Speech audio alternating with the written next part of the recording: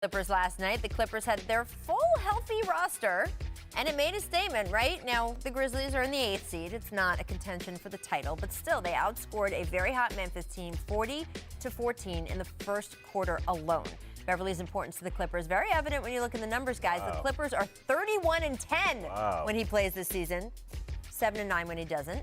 So, T-Mac, how important is Pat Bev to the Clippers' long-term success? See the numbers right there, but the guy's an all defensive first team type guy. I mean, when you miss that out of your lineup, he sets the tone, right? I mean, you're talking about Pat Bev, PG, and Kawhi Leonard can all be first team all defenses. First team all defense. Yeah, like, I mean, to miss that out of your lineup, you're missing a lot.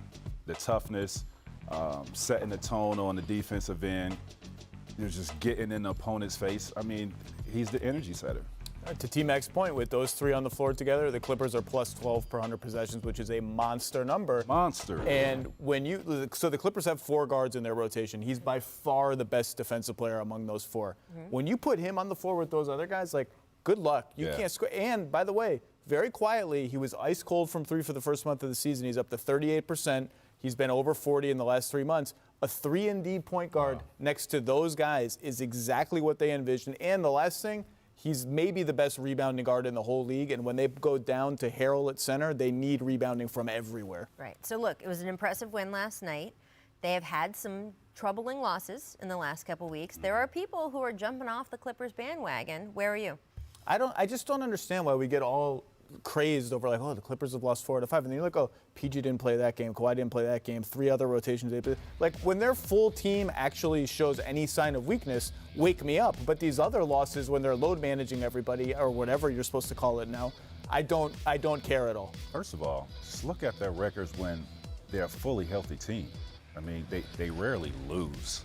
I think the concern is that people thought they would be a more fully healthy team more of the season. There was the expectation that Kawhi Leonard would take care of that knee, but the Paul George injury time has worried some people. Then once we get to the playoffs, now I will say this, I think, and I'm just speaking from the feeling of being around the team, that they are treating Paul George the same way, say, the Raptors treated Kawhi last year. If it's the smallest, littlest thing, they are going to sit him. But he's had small, little things, right? Yeah, I mean, it's not great. Obviously, they would prefer everyone to be healthy. And I do think with 20 whatever games left, they would like to get rolling. They would like to see how Marcus Morris looks with all their key players. Like, that's important.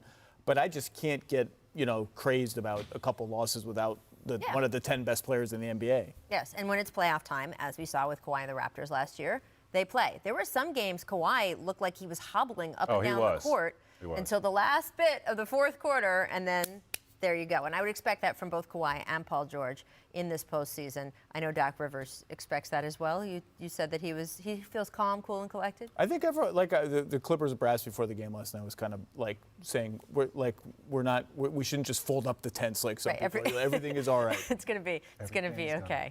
Exactly. We'll talk about the other LA team after this break. LeBron James and Zion Williamson are going to go to head-to-head for the first time tonight. How excited are you for that matchup? First, though, it's time for our second distant replay of the day. This one is from this date in '99. White chocolate. Take it away. Oh, yeah.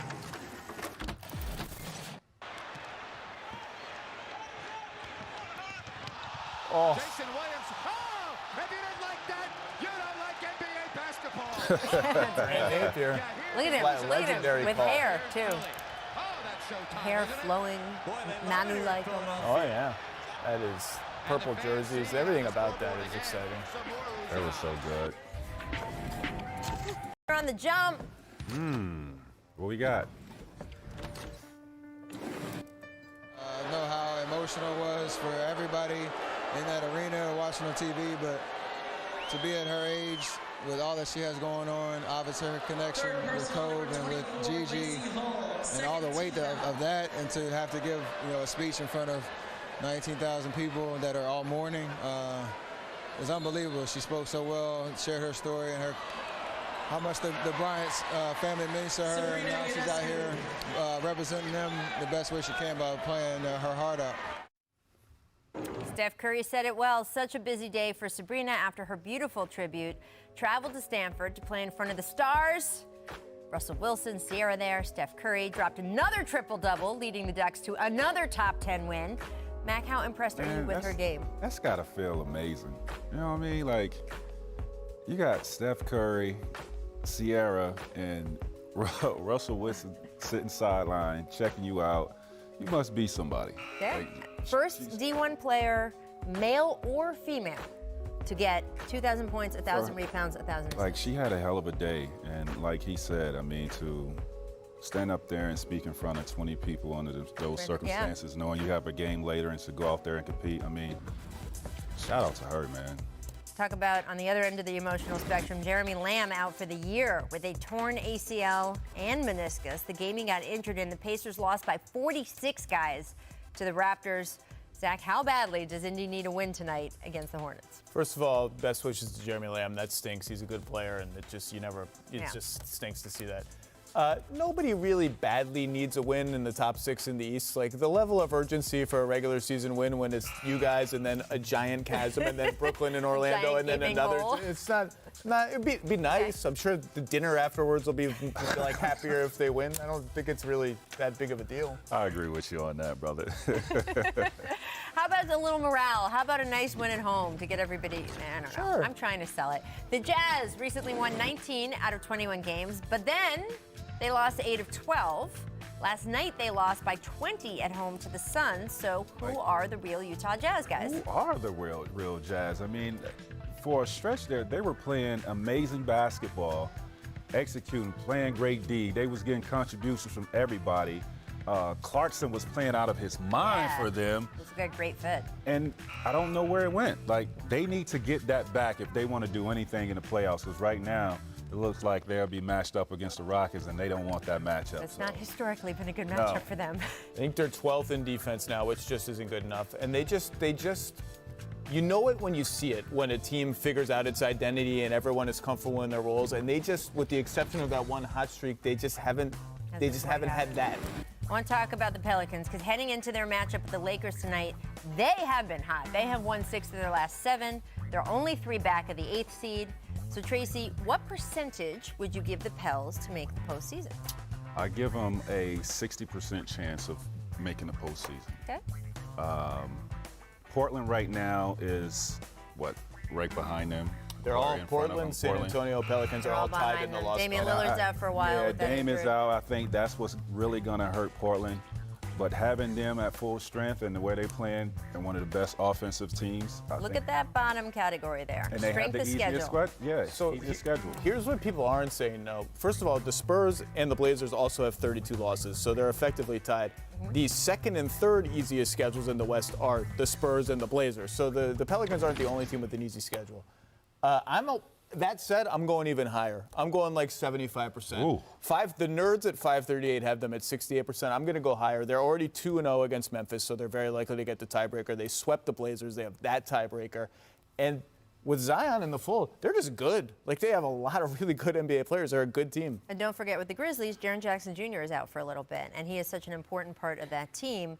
It's going to make not only the end of the season interesting, it's going to make the Rookie of the Year race an interesting discussion, because if Zion helps the Pelicans overtake the Grizzlies... We're going to have this fight again. Well, we're going to have this debate again. I don't know if we are, because the Joel Embiid, Malcolm Brogdon argument, which is what we got into a couple years ago, was a different argument. Malcolm Brogdon did not have gee whiz, oh my God, I can't stop watching him numbers or watching his rookie season, which made Joel Embiid, even in his 31 games, more of an attractive contender. Is it possible? John Morant has had an oh my God rookie season, but if Zion knocks him out of a playoff spot, it's going to at least be a discussion. But will he have, Zion I'm speaking of, we have 35 or 40 games under his belt? So the most he could have is 37. There's some back-to-backs in there. Again, the way I always phrase it, in the Joel Embiid, Malcolm Brogdon conversation was, would you rather have Malcolm Brogdon for a full season that year, or would you rather have had Joel Embiid for 31 games that year? And if you look at the numbers they both put up, I would have rather have had Joel Embiid for those 31 games.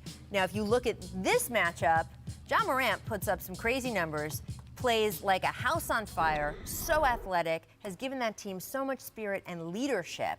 It's a different comparison. It's going to be hard for him to overtake Ja to me. Yeah. It's So- going to be hard given So- the games played. Well, I know Zion Williamson from talking to him at the All-Star break. What he really cares about is overtaking for a playoff spot.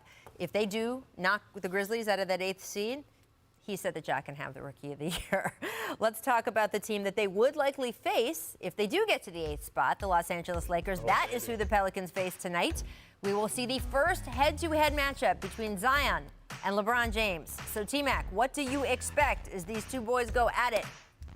I don't expect anything different than what I've been seeing. I mean, I expect Zion to be who he is and dominate the paint. LeBron James he's going to be who he is. I mean, we're looking at two of the most unique players in NBA history. Like when Bron first came in, there was nobody really like him at his size, his athleticism, his basketball skills. And Zion comes in. We've never seen anybody at his size and being able to jump and have that type of athleticism that he displays. So it's going to be interesting to see if those two match up with each other tonight, how Zion is able to handle LeBron out there on the basketball court. It should be fun to watch. If you line it up position by position, the starting fives, Zion's going to guard Anthony Davis, which in itself is a really interesting challenge for Yes. him.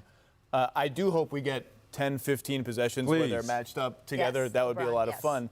And one of these games, I told you during the break, he's going to pull down the whole basket like Shaq. Like every time he dunks, So the Rising Stars game, he tipped the basket, the rim went like that. I'm talking like stanchion falls over, Didn't people they are running for reinforce them, cover. like I in hope Shaq's not. I want to career? just if there's one guy that can do it, it's Zion.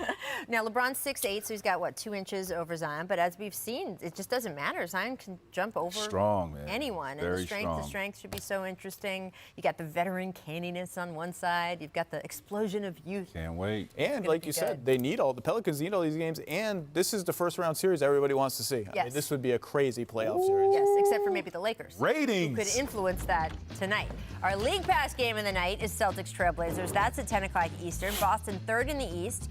Portland 2.5 games out of the 8th spot in the West, as we were just discussing. Now, Dame Lillard still expected to miss that game. He has a groin injury.